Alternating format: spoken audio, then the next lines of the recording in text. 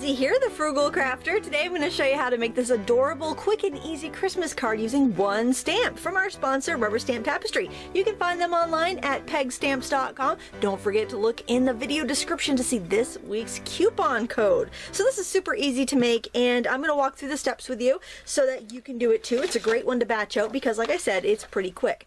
I'm using a fairly lightweight white cardstock. It's the Georgia Pacific kind you can get from Walmart or Sam's Club, and what I'm doing is I'm inking this jumbo gingerbread peg stamp with a caramel colored ink, and then I'm going to rock the edges with a darker brown ink so I get kind of a two-tone stamped effect there.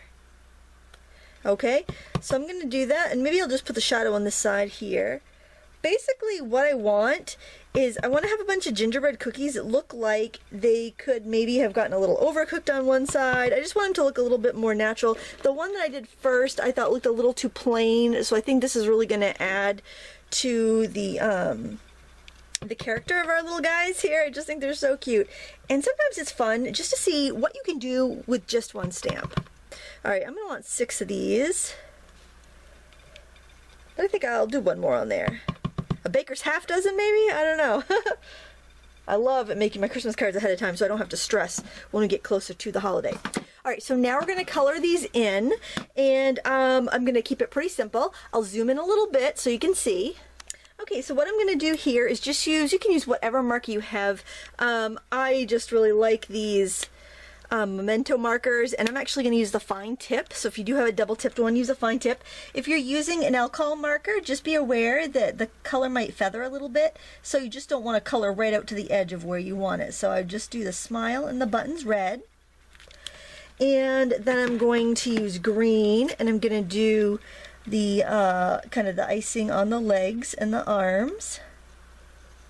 And then I'm going to use just a brown pen. This is just a nice fine tip pen. I'm going to do the nose and the eyes, and I'm also going to outline this, and you'll see why in a second. I've had a lot of people ask me if I could do a tutorial on my scan and cut machine, and I've been kind of putting it off because I don't use it very much and I don't feel very qualified. But I thought now, since I am going to be cutting these out, I have a bunch of these to cut out, I'll do this with a scan and cut. So I'm going to color the rest of these in, and then I'll meet you over at the scan and cut machine and show you how I cut these out. Okay, here's my die cutting machine. I really haven't used it that much, but I had so many people ask anytime I mention it, so I thought I'd show you really quick. So all I've done is I pressed this the paper that I cut onto my mat. This mat isn't very sticky though. I think I need to get a different mat that's stickier because it really doesn't want to hold down my paper very well. So that would be my complaint about this machine. I'm gonna load the mat, and then I'm gonna do a direct cut, and I'm gonna hit start. And so what it's doing here is it's taking a picture of everything on the mat. It will probably even catch some of the old cutout gingerbread that I have there, but that's pretty much it. You gotta make sure you have enough room behind the machine for the paper to go, and it's just gonna take a second while it thinks about what's on the mat. And there you can see the things, the little gingerbread men. So I'm going to say okay, and now I'm going to draw. See what right there on the screen? I don't know if you can really see that, but there's like little shapes there where it picked up the cut lines from the last one. So what I'm going to do is just drag a box right around there, just around the little guys we want to cut out. And it looks like you got all of them but one. But I only need 6, so I'm going to say, yeah, that's fine. And I'm going to hit OK, and I'm going to hit cut, and then start. And this is kind of loud and obnoxious, so it's going to do its thing, but it's kind of cool because it's going to cut out each one of these little cookies. And the other one I did with a white border, and this one is going to cut out close, I think, because I didn't add that white border. But we'll see. You can look at both of them and see which one you like best. And that's pretty much it. And the reason I drew the pen line around the little cookies, I just wanted to make sure it had a really crisp edge to identify with the scanner. But that's it. Okay, well, that was quick, wasn't it? All right, we're gonna unload the mat, and we can see. Oh, look at We got our, I couldn't even see the cut lines because look at that. They're cute. They're on there. Ah, adorable. All right, so let's go back to the table and we'll put this card together. All right, I'm back at the table with all my stuff ready to go. And speaking of die cuts, I just took a couple dies that I have. You could do a couple rectangles. I just grabbed these two because I thought I could make a cookie sheet with them. And of course, you could use a paper trimmer. You don't have to have this, but I figured I've got the dies. I'm just going to use them. So I figured if I put these together like that, it would make a really cute cookie sheet and have a little bit of dimension to it.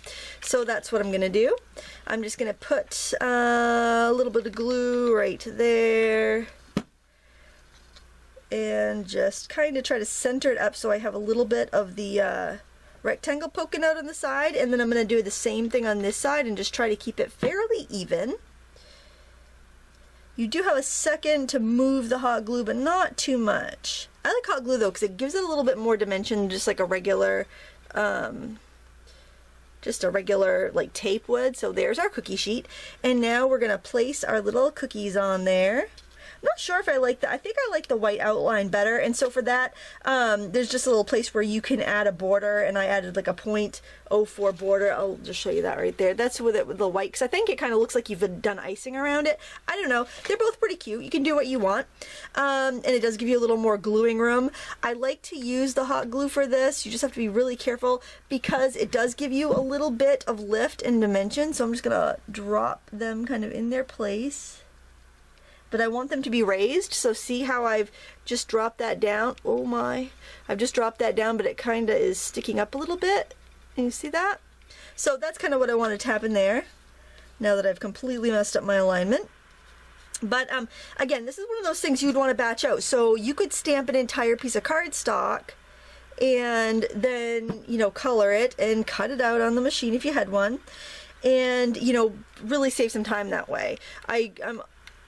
I haven't used that machine a lot, so it's kind of like people ask me if I can recommend it, and it's like, well, I honestly, I haven't used it that much, so so far so good, I guess is what I could say. It is pretty foolproof because I didn't read the entire manual. I just kind of, anytime I've used it, I've just kind of turned it on and pressed buttons till it did what I wanted, and all seems to be pretty easy to figure out, but it is a time saver, and I figured if there's a time to use it, it's getting Christmas cards and things ready when you want to batch stuff out. I bet if you had a punch of a gingerbread man, I bet a punch would punch this out, you know, because it looks like it's a pretty standard gingerbread shape, you know what I mean? Alright, so we'll set that aside just for a second so that glue can set, and I'm just gonna, I cut a piece of 12 by 12 cardstock in half, and I used half for the other card. I'm using half for this, so it's a nice way to kind of conserve your supplies.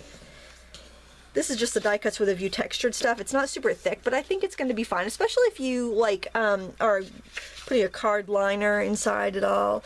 Now I think I want to do a little inking, and I'll do it with the same colors I stamped. I'm using the lighter caramel color. Stamping on baking, it doesn't really matter. I would just use any ink you like. It doesn't have to be dye based or pigment based. I don't think it matters too much what you're using. And I am going to use the double-sided tape for this. And I just thought the plaid was just such a classic pattern to put on there. And I have like a bazillion doilies in my stash, so I figured it's high time to use some, because my gosh. And actually I thought, well, I have this really cute little doily die. I'll use that. Finally I'll use that darn thing that I spent way too much money on, but is always giving me grief when I try to cut it, and I got so frustrated. I've been back to the pre-cut doilies. Oh, I'm so bad. Okay, so I'm just going to put that down. Again, you could use double-sided foam tape for dimension, but the hot glue does give you a lot of dimension. Just be careful not to burn yourself. And it doesn't add that much thickness or weight. I mean, it will add more weight than the foam tape, but not a ton. I'm just going to situate this down a little bit because I want to do some ribbon, and this is really pretty grosgrain ribbon, and I like grosgrain because it doesn't fray. I don't have to add fray check to it, so it's a time saver. So I'm going to go right across there, and it's kind of easy with this plaid because I can look at the the lines and the design, and I can kind of follow that when I go to put my glue down. And then when I'm doing thin ribbon, narrow ribbon like this, I will hold the ribbon by the ends and pull it off the edge, so I'm not gonna get my finger in that glue. It is thick enough that I can go tap over it and kind of press it in, and then with my ribbon shears I'm just gonna trim each side. I feel like I'm over-explaining this. Am I over-explaining? Are you guys like bored out of your mind and like playing Candy Crush on your phones while you're watching this? I'd love to know in the comments below. That's alright. So now I'm going to do this type of ribbon. I don't know what you call it, but it's kind of like a floop-de-doop-de-doop-de ribbon. I don't know what to call it. Like a figure 8 ribbon maybe. And I'm just going to put a little diagonal strip of glue for my base. And I am going to push that down to the glue like so. And then I'm going to put another little speck of glue in the middle. Figured I got my hot glue gun plugged in. I'm gonna make use of it. Do that one on top. I'm gonna do it again. The only thing is with this patterned ribbon is that it only has a pattern on one side, but I don't think it's a big deal because you'll see a polka dot on like every other one. You can do this as many times as you want. The wider the ribbon, the more loops you can make. Maybe I'll do a button in the middle of this one instead of making a little circular bump. I kind of like that too. They're both pretty ideas, but I've gotten a little messy with my glue, so I don't know. Yeah, I think I'll do that because I've got, look, I didn't stack that up very well, so it's kind of messy. So what you would do typically is you'd cut your ribbon and you just twirl it like that, so you have that little bump like that. See that? But what I think I'm going to do, because I've gotten a little, I got a little glue over the edge, I'm just trimming that down, and I'm going to find a button I could stick right on there. And then nobody will know, except for you and me, that I kind of botched that job. See? Merry Christmas. Nobody has to know that this was not the best card I made. And then I have another button trick, because I do like to add buttons. So when I trimmed the 6x6 paper to fit the 6x6 card, I had to take about 1/4 of an inch off, so I ended up with these little strips. So what I do is I just cut little slivers off, and I use these little slivers to thread my buttons.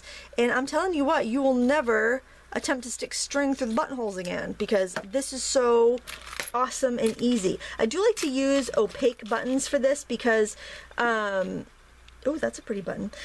Because otherwise you're going to see the paper on the back. But what I do is I just, sometimes you have to taper the end a little bit or tear it to get it pointy enough. These buttons are kind of small. You slide it through. Just make sure that when you poke it down through the other hole, you've got the right side showing up.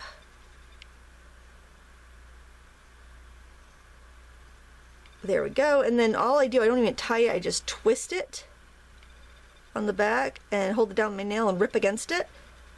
That's a really pretty button. Okay, baby, this is the best card because I'm using this pretty button on it.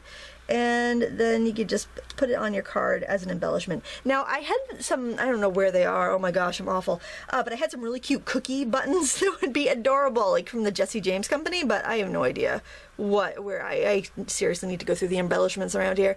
But I had some really cute cookie, like iced cookie buttons at some point, which would be absolutely adorable on this if I could find them. Which is odd because I usually don't lose stuff. Maybe I imagined it. Maybe I don't actually have them. Maybe I've used them. I could have possibly used them on a scrapbook page already, but I'm just thinking, boy, those would be ideal if I still had those around. I feel like this is such a rambly video. I feel like we haven't chatted in ages. Let's do that one right there. Alright, I feel like I need something else up there. Maybe, I don't know, I already have a button there. Oh, decisions. Yeah, that's kind of cute. I'll do another little button. Maybe I won't bother with the thread this time, just to save a little time. But there you have it. A quick little kind of brief on how to use a scan and cut. A great way to use a single stamp. This one's from our sponsor, Rubber Stamp Tapestry. Make sure you check out the link in the video description and the coupon code for this week. And I think it's a fun way to do a card. What do you guys think? Do you like the border on the cookies or no? I think I like the border because I think the border gives you a little bit of a like contrast between the cookie sheet and the cookies, and I think that when you don't have the border, the cookies just look kind of plain there. So that's what I think. You can let me know in the comments below. I hope you enjoyed this video. Please let me know if you have any questions in the comments, and until next time, happy crafting.